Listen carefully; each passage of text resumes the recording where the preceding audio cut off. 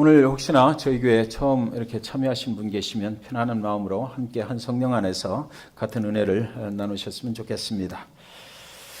우리가 요즘은 아이폰을 많이 쓰니까 아이폰에서 여러 가지 앱들을 사용을 하게 되는데요. 아이폰을 가지고 그 애플리케이션을 다운받을 때 보면 다운이 시작되면 그 아이폰 그 스크린에 아주 조그만한 그 서클이 하나 그려지죠. 그리고 나서 그 애플리케이션이 다운되는 그 양에 따라서 조금씩 그 서클 주변으로 하얀 선이 이렇게 돌아가게 됩니다. 그럼 그 의미가 무엇이냐 그러면 요만큼 진행이 됐다 또 요만큼 진행이 됐다라는 거거든요. 그 애플리케이션이 어디 있는지 구체적으로 알 수는 없지만 그것이 이제 제 아이폰 속으로 이렇게 다운로드가 되는 그 과정을 설명을 하는 것입니다. 그래서 그것이 다 끝나면 이제 다 됐다라고 completed 이렇게 나오는데 어떤 경우에는 와이파이 상태가 좋지 않다든지 그러면은 뭐라고 나옵니까? Connection is failed 이렇게 나와요. 그러니까 잘 되다가 뭔가 그 애플리케이션이 있는 것하고 내 아이폰하고 연결 상태가 좋지 않아서 그 연결의 고리가 끊어졌다라고 나오는 것입니다. 오늘 본문이 들어있는 창세기 34장은 참 기가 막히게 이상한 그런 챕터입니다.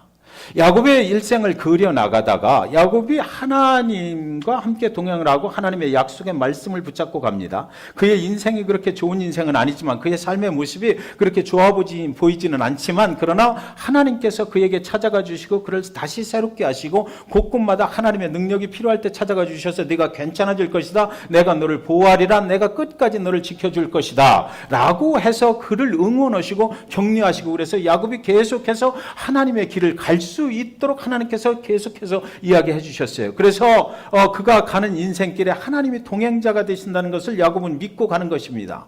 그런데 이 창세기 34장에 오면 그 34장의 특징 중에 가장 큰 것이 뭐냐면 34장의 내용 속에는 여호와 하나님이라든지 여호와라든지 하나님의 이름이 한 번도 거론된 적이 없는 챕터다라는 거예요.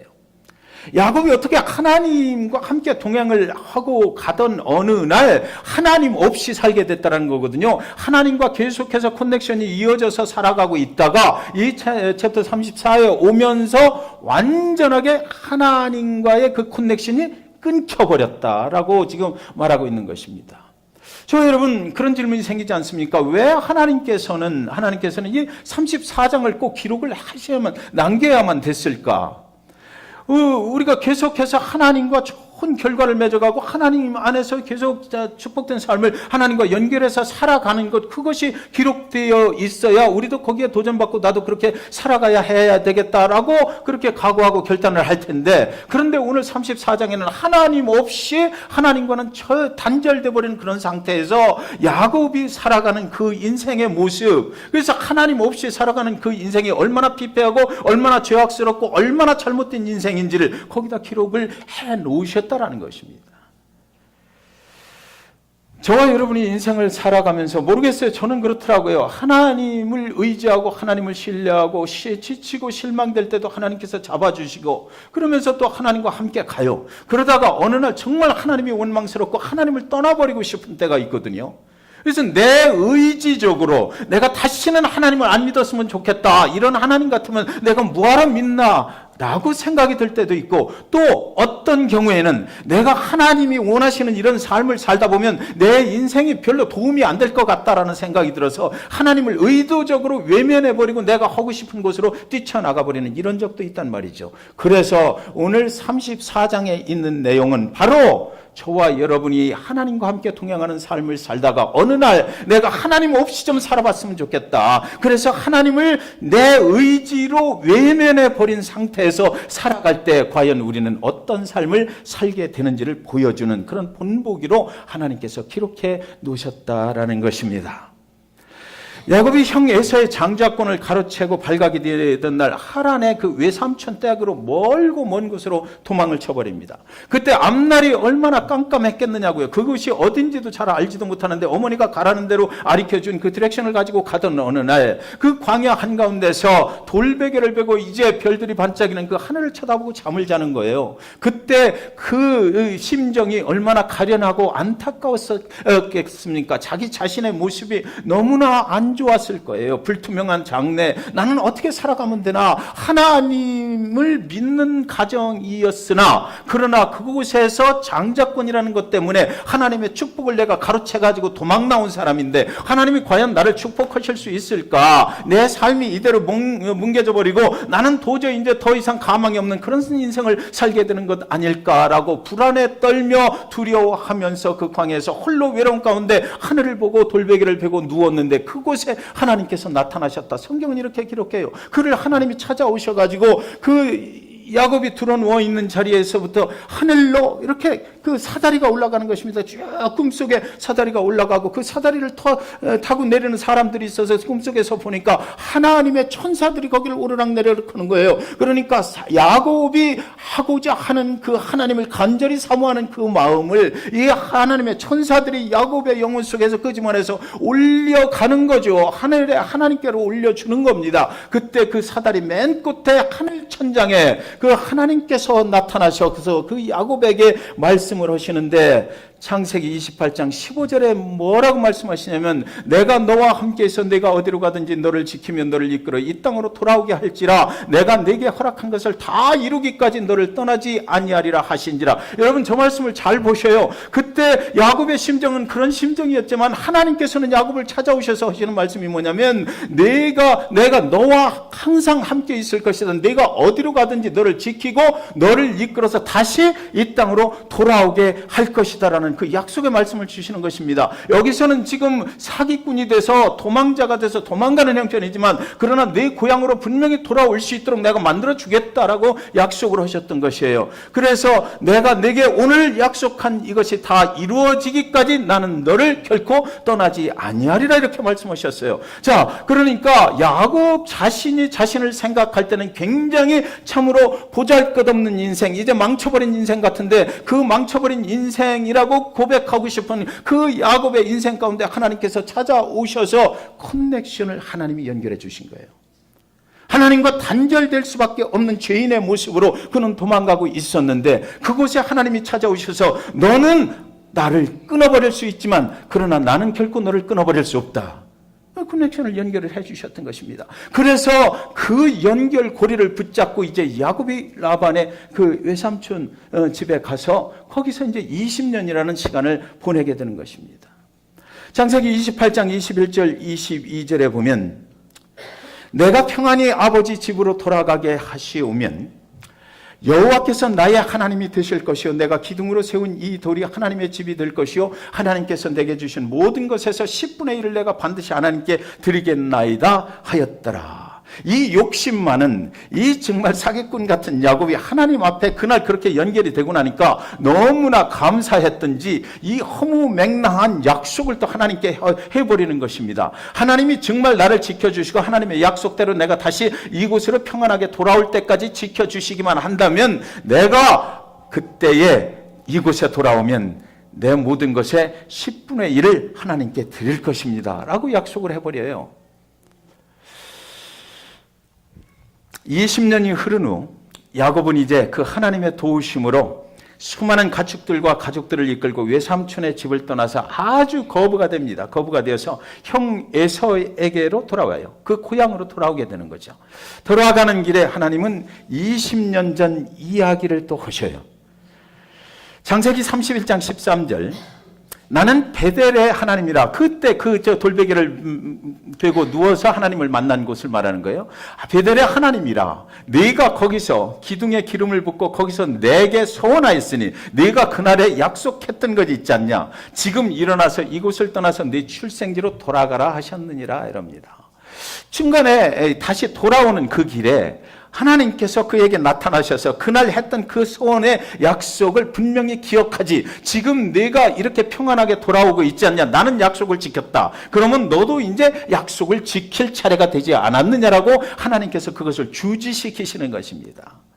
20년 전에 약속했던 것을 기억해내라 라고 말씀하셔요. 모든 것이 다 잘 됐거든요. 아주 평안하게 돌아오게 됐고, 그리고 또 형 에서와의 관계도 야복강에서 씨름해서 그 하나님의 사자와 씨름해서 이기고 나서 모든 관계가 무난하게 다 해결이 됐어요. 아주 평화롭게 됐고, 형 에서도 처음에는 400명의 장정들을 데리고 오다가 그 동생을 만나는 순간에 그를 용서하고 다시 화합을 하게 됩니다. 그 모든 과정을 인도하신 분이 저 먼저 번에 베델에서 누웠을 때 약속하셨던 그 하나님이 이루어 주신 거거든요. 야곱이 아무리 생각해봐도 그 하나님이 하신 것이지 자기가 한 것은 없어요. 그래서 지금 거대한 거부가 돼가지고 이렇게 평안하게 돌아오는 길에 하나님께서 그에게 약속하시길, 그날 베델에서 네가 한 약속 기억나냐? 이렇게 물어보는 것이에요. 네. 형 에서가요, 야곱을 만나서 그 야곱을 용서를 하면서 뭐라고 그러냐면, 이제 우리 고향으로 돌아가자. 세일이라고 하는 그 고향으로 우리가 돌아가자. 이렇게 얘기하니까 야곱이 이때 잠깐 생각을 했던 것 같아요. 어떻게 하면은, 여기서 형하고 같이 그 고향으로 돌아가서 사는 게 나을까? 아니면 가면서 어디선가 조금 더 이익을 보고 그런 다음에 돌아가는 것이 나을까? 그래서 성경에 보면 이 야곱이 형 에서를 밀어버립니다. 먼저 가셔요. 나는 좀 정리할 일이 있으니까 나 걱정 말고 먼저 가시면 내가 늦게 다음에 이제 형을 찾아갈 것이니까 나를 믿고 가십시오. 이렇게 얘기를 해서 형을 먼저 보내버립니다. 그리고 나서 야곱이 형한테 했던 이야기대로이고 하나님께 약속했던 대로라면 거기서 이제 야곱이 그의 가족과 모든 가축들을 끌고 어디로 먼저 가야 돼요? 베델로 가야죠. 베델로 가서 그 밑에 있는 그들의 고향 세일로 가면 되는 거예요. 베델에 가서 하나님께 약속했던 것을 지켜드리고 그리고 나서 가면 되는 거거든요. 그런데 33장 끝에 보면 뭐라고 나오냐면 16절부터 19절까지 보시면 18절 19절까지 보시면 이날에 에서는 세일로 돌아가고 형 에서는 이제 그 고향으로 다시 돌아갔어요. 야곱은 숫곳에 이르러 자기를 위하여 집을 짓고 그의 가축을 위하여 우릿간을 지었으므로 그 땅 이름을 숫곳이라 부르더라. 야곱이 밧단 아람에서부터 평안히 가나안 땅 세겜 성읍에 이르러 그 성읍 앞에 장막을 치고 그가 장막을 친 밭을 세겜의 아버지 하물의 아들들의 손에서 베크시타에 샀으며 이렇게 되거든요. 그러니까 야곱이 남아서 형을 먼저 보낸 후에 야곱이 남아서 곧장 베델로 간 것이 아니고 이가 들려간 것이 있었어요. 그곳의 이름이 한 곳은 먼저 간 곳은 숫곳이었습니다. 이 숫곳의 의미는 뭐냐면 오두막집이라는 뜻이에요. 그러니까 내려가는 길에 베델로 가기는 가지만 그러나 내려가는 길에 잠깐 머무르고 싶었던 곳이 있는데 그곳이 바로 숫곳이었다는 것입니다. 숫곳에 가서 내가 베델까지 가기 전에 좀 더 돈을 벌 일은 없을까? 뭔가 좀 챙겨볼 일은 없을까? 나의 유익을 좀 챙겨볼 수는 없을까라고 생각을 했던 것 같아요. 그래서 숫곳, 오두막집 같은 곳에서 잠깐 머물렀다라고 되어 있고요. 그리고 나서 야곱이 밧단 아람에서부터 평안히 가나안 땅 세겜 성읍에 이르러 그 성읍 앞에 장막을 쳤다 이렇게 돼 있거든요. 그러니까 야곱도 알아요. 지금까지 세겜이라는 거 숫곳 다음에 이제 세겜인데 그 요단강을 건너서 그다음에 이제 세겜입니다. 그 세겜까지 오는 동안 옛날에 그 베델에서 약속하셨던 그 하나님이 자기를 20년 동안 보살펴 주셔서 평안하게 돌아오게 했다는 것을 인정하는 말이에요. 하나님께서 나를 도우셨다. 하나님이 나의 보호막이 되어 주셨다. 내가 그래서 이렇게 하나님이 약속하신 것을 이렇게 거부가 돼서 축복을 받아서 여기까지 평안히 돌아오게 돼 있다라는 것을 인정을 하면서 그 세겜에 이르러서 이 사람이 무슨 짓을 하느냐면 베델로 가야 되는데 잠시 잠깐 머무르는 건 관계없었을 거예요. 그런데 베델로 간 것이 아니라 그가 장막을 치고 그가 장막을 친 그 밭을 세겜의 아버지 하물의 아들들의 손에서 베크시타에 샀으며 이렇게 됩니다. 여기서 베크시다는 양 한 마리의 값이 원크시다.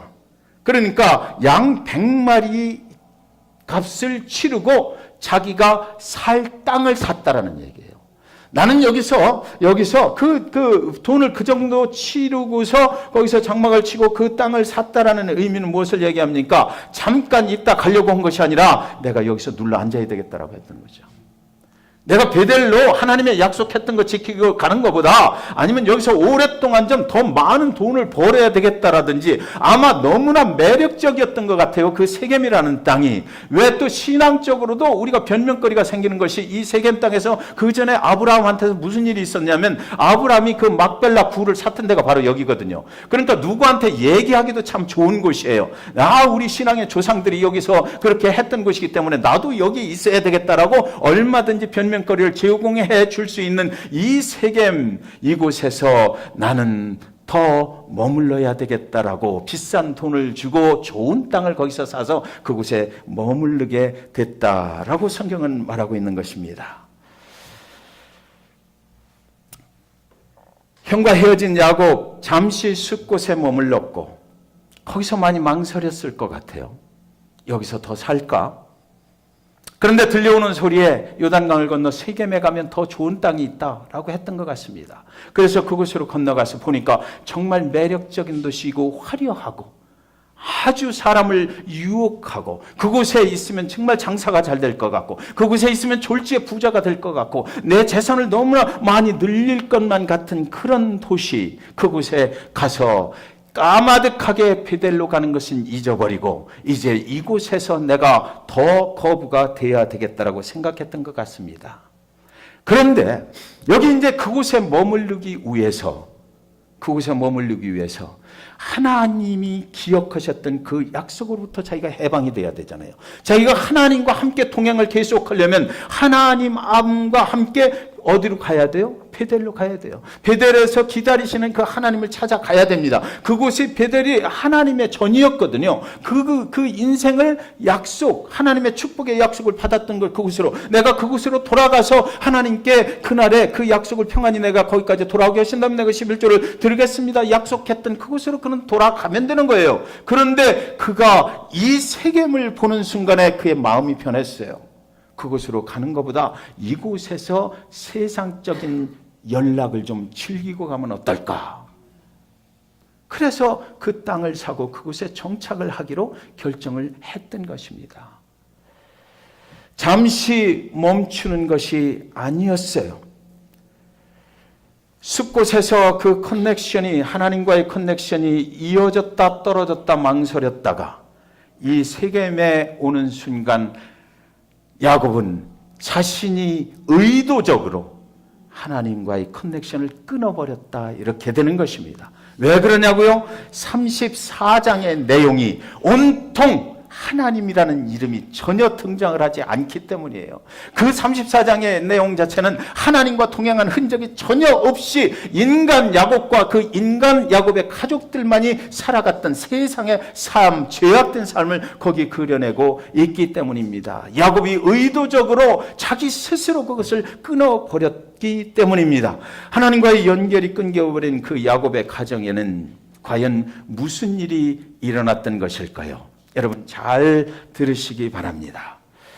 사랑하는 딸 디나가 세겜이 너무 화려하고 매혹적인 도시였던 것만은 분명한 것 같아요. 그를 유혹하니까 하루 그 세상 구경을 하러 나갔습니다. 근데 세상 구경을 하러 나가서 그 다른 사람들을 보고 그 도시를 보다가 그곳에 있는 세겜 추장의 눈에 띄어서 그 추장이 그를 데려다가 강간을 해버립니다. 근데 이 성경에 보면 참 이상한 게, 그렇다면 강간당하고 났으면 어떻게든지 해서 집으로 돌아왔어도 되는 건데도 불구하고 그 성경 속에는 디나가 다시 돌아왔다는 말이 없어요. 어쩌면 디나도 그곳에서 그들과 함께 어울려서 사는 삶을 원했을지도 모르겠다라는 생각이 들도록 만들어버리는 것이 오늘 성경의 말씀입니다. 하나님과 전혀 관계없이 살아갈 때 하나님의 그 연결고리를 끊어버리고 의도적으로 나는 세상의 삶을, 죄악된 삶을 즐기면서 좀 살아봐야 되겠다라고 했을 때 그들의 의지는 뭐예요? 세상 속에 나가서 나도 저들처럼 세상에 마음껏 좀 즐겨봐야 되겠다 라는 생각이 있었던 거 아닌가라는 생각을 들게 만들어버리는 거죠.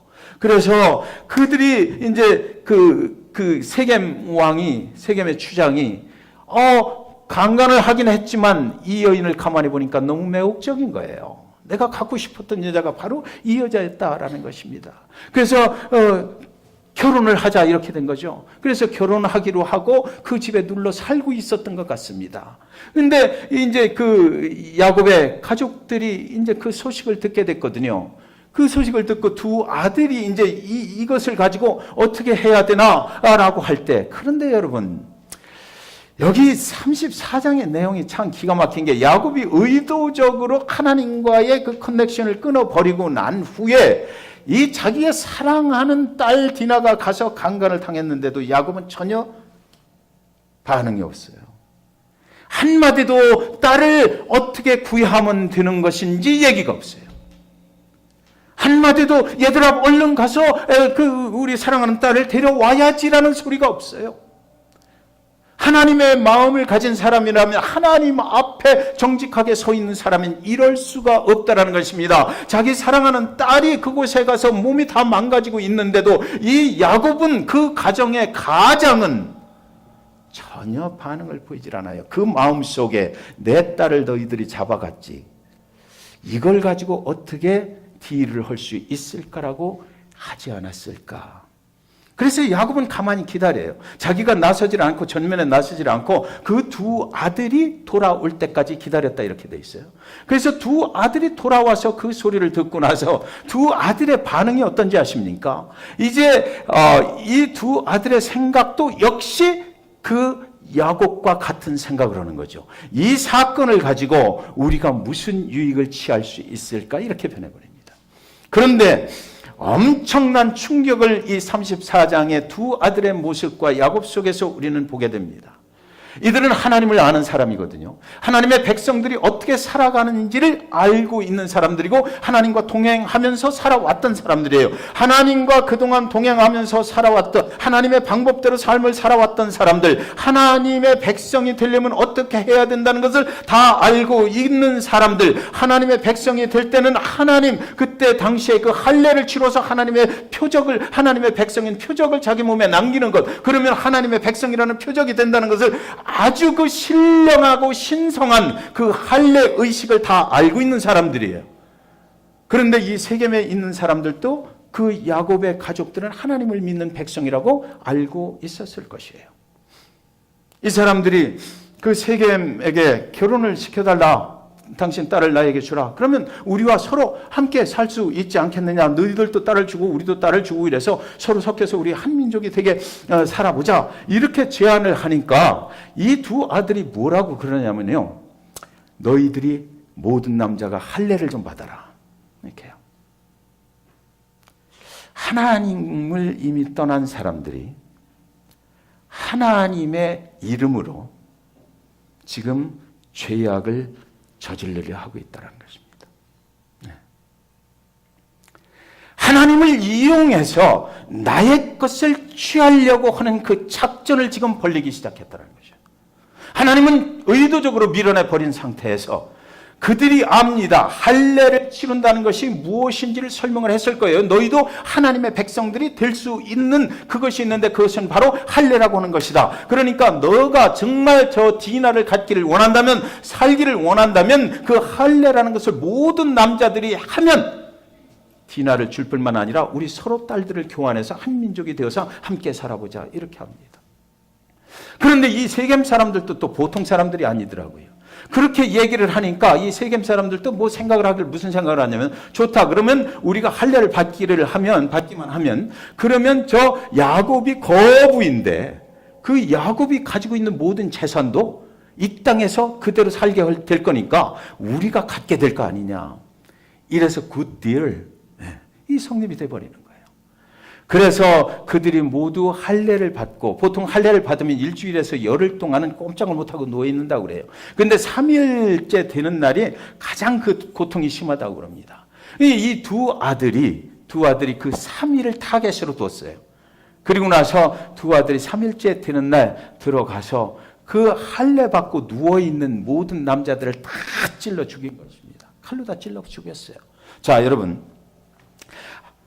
중요한 메시지가 여기 있습니다. 하나님을 알고 살아가는 하나님의 백성들이 하나님을 의도적으로 제껴버리고 그 하나님 이름을 도용을 해서 우리가 세상 사람들로부터 유익을 취하려고 할 때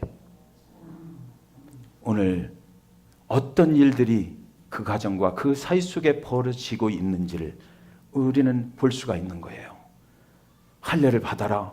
그들이 할례를 받고 아무리 그들 마음속에 우리가 할례를 받고 나서 저들이 가진 재산이 다 우리 것이 될 것이고 저들이 가지고 있는 아름다운 딸들이 우리 것이 될 것이다라고 생각을 했을지라도 그들이 할례를 받을 때는 어떤 생각으로 받았겠어요? 우리도 하나님을 믿는 사람들이 시키는 대로 하면 하나님께서 저들을 축복하신 것처럼 우리에게도 축복이 있을지 모른다 라는 것 때문에 그 짓을 했을 거예요. 그런데 할례를 받고 고통 중에 있을 때 그들이 칼을 가지고 와서 찔러버릴 때 그들이 칼을 들이대는 그 아들을 보면서 뭐라고 그랬을까? 하나님의 백성이 세상 사람들을 속이고 우리를 살인해. 하나님을 믿는다는 하나님의 자녀들이 하나님을 의지하고 살고 하나님 그분만을 신뢰하고 산다는, 그래서 하나님께서 모든 인류를 사랑하셨다라고 하는 너희들이 우리를 속여서 하나님의 방법을 우리에게 가르쳐 주더니 그 하나님의 방법을 가지고 하나님을 욕되게 하는 너희들의 모습. 그들은 죽어가면서 그들을 보고 그렇게 외치지 않았겠습니까? 너 하나님의 일하며 하나님의 백성이라며. 하나님의 백성이 세상을 그렇게 속여도 되는 거야. 하나님의 백성이 세상의 생명을 살리는 거지. 하나님의 백성이 세상을 그렇게 속이고 살면 되는 거야. 하나님의 백성들이 세상을 그렇게 저주하면 되는 거야 라고 그렇게 외치지 않았을까요? 물론 그 속에 세상 사람들의 어떤 계산이 있긴 있었지만 그럼에도 불구하고 우리가 세상을 이해를 한다면, 하나님이 세상을 이해를 해서 예수 그리스도 그분을 보내주셔서 그 죄악 가운데 모든 짐을 짊어지고 죽게 만드신 그 예수, 그분의 아버지가 하나님이라는 것을 우리가 믿는다면 오늘날 현대 그리스도인들이 살아가는 우리 삶 속에 오늘 이 말씀은 굉장히 중요한 메시지를 가지고 있는 것이에요. 사랑하는 하나님을 믿는 백성들이여, 세상을 속이지 말라는 것입니다. 세상을 속이지 말라는 것이에요. 하나님의 사람들이 그러니까 그들은 믿어줬겠죠. 어찌됐든 한번 믿어보자. 하나님의 방법대로 저들이 하겠지라고 믿었을 것이에요. 그러나 정작 그들이 하고 있는 일은 하나님의 이름으로 사람을 죽여버렸던 것이에요. 저와 여러분이 하나님의 백성으로 하나님을 믿고 살아가요. 우리는 정말 하나님의 백성다우게 세상을 향해 나아가고 있는 것인가? 때로는 세상 유혹이 그리워서, 때로는 세상 유혹을 견딜 힘이 없어서, 아니면 내가 의도적으로 하나님을 멀리하고 이때만큼은 하나님께서 눈 감아주시겠지, 하나님과의 커넥션을 완전히 끊어버린 상태에서 하나님이 모르실 거야 라는 그런 가정하에 가서 세상의 방법, 세상 사람들이 쓰는 그 방법보다 더 교활하고 더 잔인한 방법으로 우리는 세상에서 나의 유익을 취하려 하고 있지는 않은지. 이곳에서 34장 전체를 통해서 하나님이 침묵하시죠. 야곱도 침묵해요. 가장 피해를 입은 디나도 침묵해요.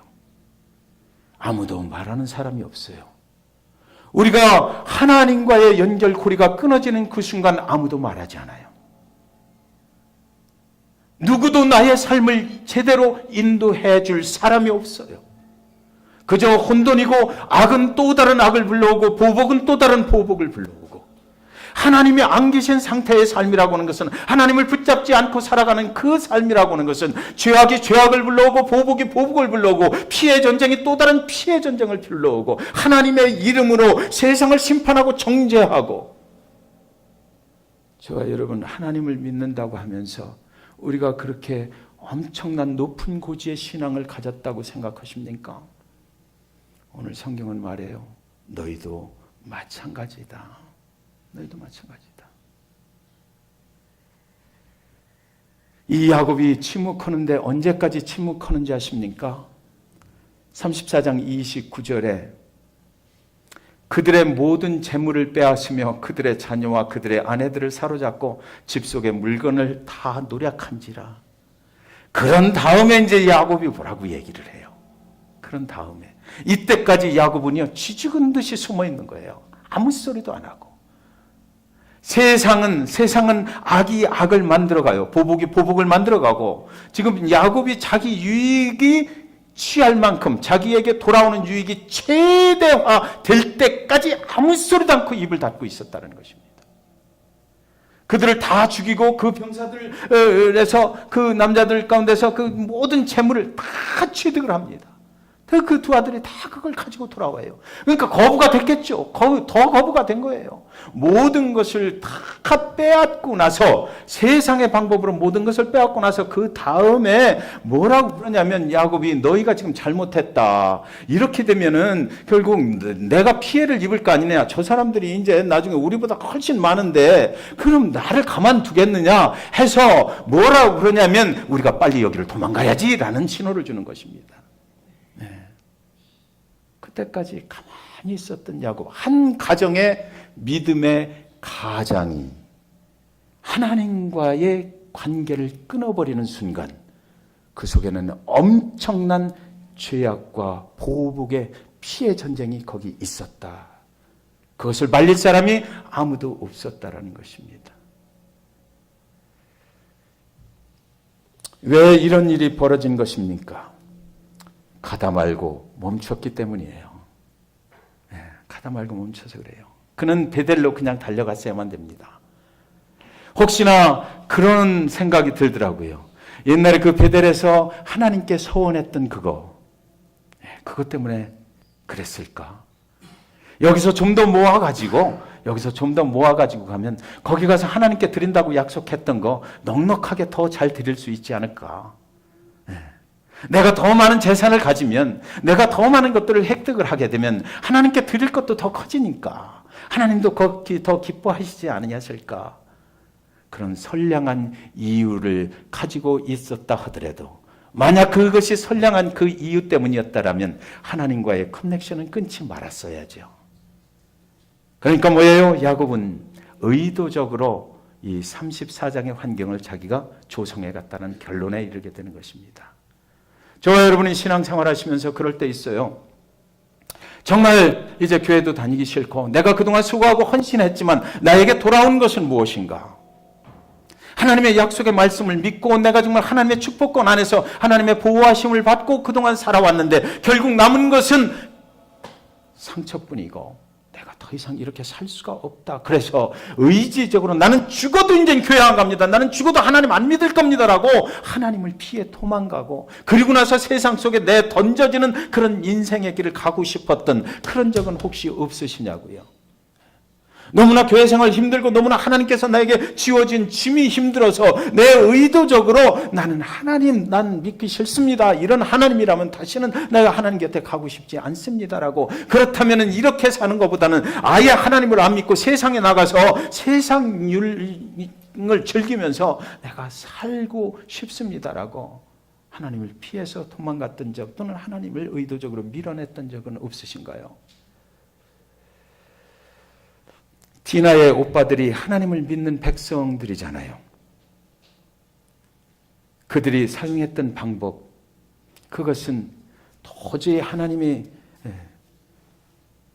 보시기에 합당한 방법은 아니었다는 것입니다. 하나님과의 연결고리가 한 가정에 의해서 의도적으로 끊어지는 순간 우리는 불행을 겪어야만 한다고 성경은 말하고 있습니다. 야곱은 그래서 베델로 가야만 됐어요. 거기서 세겜이 아무리 자기를 유혹을 해도 지금까지 평안하게 여기로 돌아오게 하신 그 하나님이 계신 곳, 하나님의 전이라고 자기 스스로 불렀던 곳, 그곳으로 돌아가야만 됐던 것입니다. 거기서 머물렀기 때문에, 세겜에서 머물렀기 때문에 그랬던 거예요. 하나님의 약속했던 땅 베델까지 가는 데는 불과 얼마 안 걸리는 거리더라고요, 지도를 보니까. 근데 왜 거기서 머물렀을까? 정말 안타까운.